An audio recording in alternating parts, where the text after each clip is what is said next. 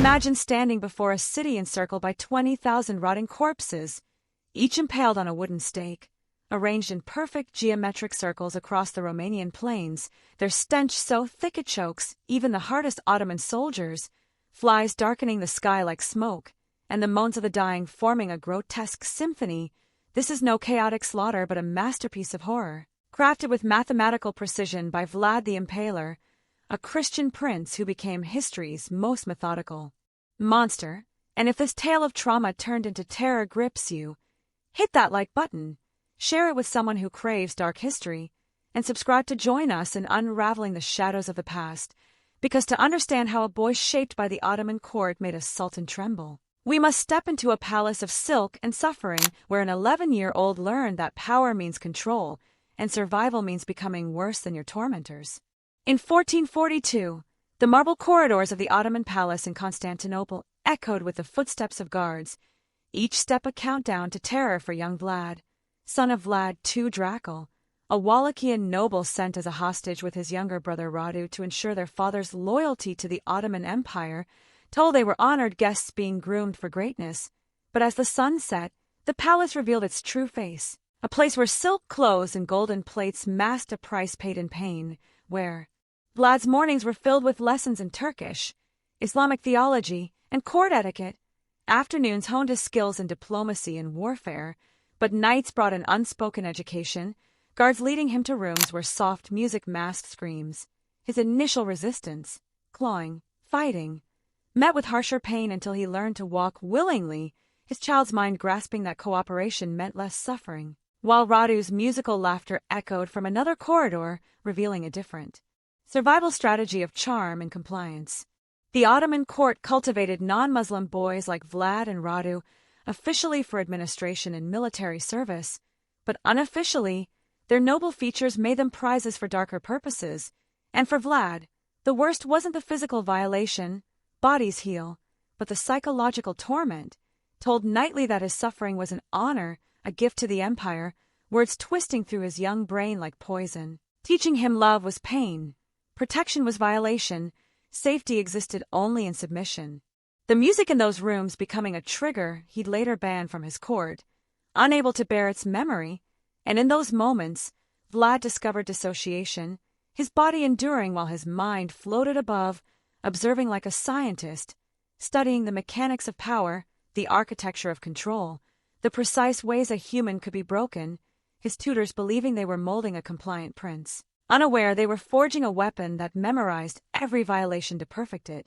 For 6 years, Vlad and Radu lived in this crucible, their paths diverging as the palace shaped them differently. Radu, with his delicate, angelic features, adapting by embracing his captors, earning the nickname Radu the Handsome, and the favor of the Sultan's son. Mem too, their relationship described in Ottoman chronicles as that of intimate companions, a gentle grooming that masked violation, making Radu see abuse as affection, a trauma bond that felt like love, while Vlad, sharp-featured and burning-eyed, resisted, marked as a wild horse to be broken, the Ottomans escalating their methods in his 6th year with a wooden pole, surgically precise, designed to break him physically since his mind wouldn't yield, a method that would become his signature. Each night the footsteps came until one night they passed his door for Radu's, and in that abandonment, Vlad Dracula was born, not from abuse, but from the realization that powerlessness was worse than pain, shattering the brothers' once strong bond as they passed in corridors without speaking, Vlad seeing Radu's silk clothes as betrayal, Radu seeing Vlad's scars as futile defiance, their father's murder in 1447 cementing the split, Vlad, now 16, viewing trust as weakness and plotting escape and revenge, while Radu, 13 and deep in Stockholm Syndrome, clung to Mehmed, taking the name Radu Bey, neither understanding they were both victims of the same system designed to divide and conquer. By 1459, Vlad was voivode of Wallachia, his second reign marked by an obsession with control, summoning the kingdom's best woodworkers to a workshop that became a torture laboratory, not for fortifications but for stakes, each design a study in suffering, dulled points for gradual penetration, oiled surfaces for smoothness, precise angles to maximize pain while avoiding vital organs. Vlad testing them personally on prisoners, noting each scream like a scientist, his breathing shallow eyes. Distant, as if reliving his own violations while perfecting their reversal, the stakes varying by victim, thin for women and children, thick for warriors, medium for merchants and priests, each a message in a language of power and penetration, his bureaucracy of impalement assigning specific stakes to specific crimes, their arrangement telling stories of betrayal and control, every stake a declaration. I am no longer the one being entered. I am the one who enters. In a 1459 trial, a woman accused of adultery faced a heated stake designed to purify her corruption. Vlad's questions: had she enjoyed her sin? Had she corrupted her lover? Revealing his need to understand agency in violation, a reflection of his own forced complicity as a child, and when she defied him, saying, "You're punishing me for what was done to you," his mask slipped, exposing the damaged boy beneath. Her punishment stretched to a week to erase her insight, a desperate act to bury the truth she saw. Vlad's innovations grew darker, introducing in 1460 a massive copper cauldron with precise headholes forcing victims to watch their bodies boil, inspired by the Ottoman baths where he was purified, used for betrayers of trust, corrupt priests, unfaithful wives, disloyal officials, families forced to stir the cauldron, made complicit in their loved ones' deaths, mirroring Vlad's own forced complicity. The cauldron not just execution but transformation, turning victims into part of the next. Torture, a cycle of recycled cruelty, while in Targovist Central Square, a golden goblet sat unguarded, a test of Vlad's power, worth a fortune yet untouched, proof that fear could create an inviolable space, Vlad checking it daily, his mood tied to its position, and when it moved an inch, displaced by a cat,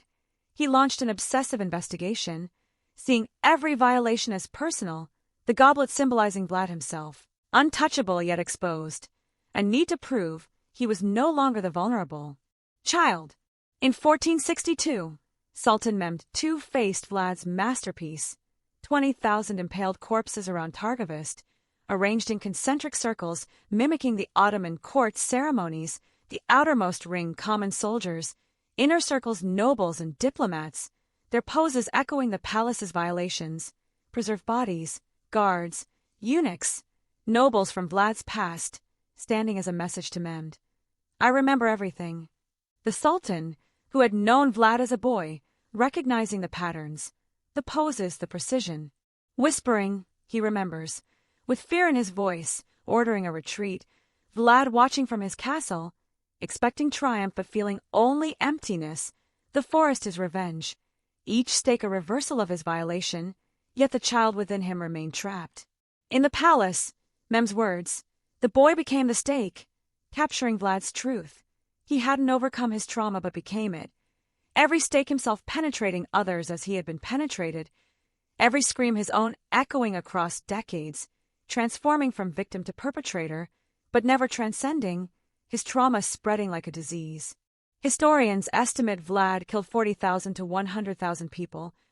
each death an attempt to rewrite his history, 40,000 screams trying to drown his own. Yet the memories remained as sharp as his stakes, modern psychology calling this trauma reenactment, where victims compulsively recreate their abuse with reversed roles, seeking control but never healing. Vlad's stakes not random but autobiographical. Each method a story of a specific night in the palace. His death in 1476, beheaded in ambush. Anticlimactic, reducing him to powerlessness once more, his head sent to Constantinople as a trophy. Yet Vlad won, not militarily, but as a legend, from victim to monster, his name-piercing history as Dracula, a symbol of cruelty, rarely remembered as the 11-year-old trembling in a palace corridor, his stakes an attempt to pin down a past that always flowed like blood, staining history, reminding us that the worst monsters are made, not born, shaped by hands that never consider what their touch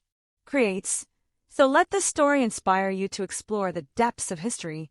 Like, share, and subscribe to keep uncovering the truths behind the legends, because understanding the past empowers us to break the cycles of trauma and build a future where no child becomes a stake.